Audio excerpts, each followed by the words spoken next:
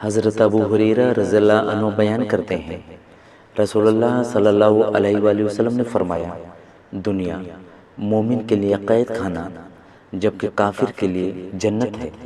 سیدنا ابو ہریرہ رضی اللہ عنہ بیان کرتے ہیں کہ رسول اللہ صلی اللہ علیہ وآلہ وسلم نے فرمایا، مومن بھولا بھالا اور بزرگی والا ہوتا ہے، اور فاجر آدمی مکار،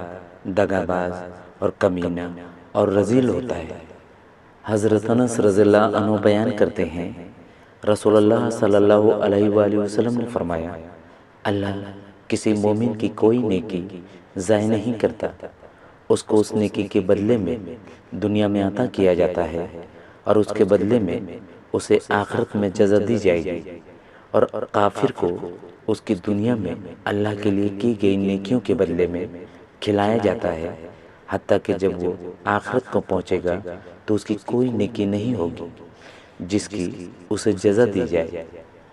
نبی کریم صلی اللہ علیہ وآلہ وسلم نے حضرت بلال رضی اللہ عنہ سے فجر کے وقت پوچھا کہ اے بلال، مجھے اپنا سب سے زیادہ امید والا نیک کام بتاؤ جسے تم نے اسلام لانے کے بعد کیا ہے، کیونکہ میں نے جنت میں اپنے آگے تمہارے جوتوں کی چاپ سنی ہے۔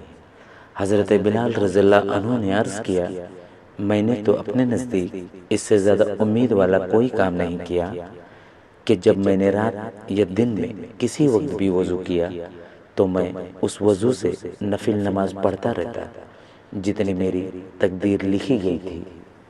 حضرت عثمان بن عفان رضی اللہ عنہ سے روایت ہے، انہوں نے کہا، رسول اللہ صلی اللہ علیہ وآلہ وسلم نے فرمایا، جس نے وضو کیا اور خوب اچھی طرح وضو کیا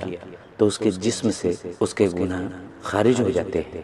حتیٰ کہ اس کے ناخنوں کے نیچے سے بھی نکل جاتے ہیں۔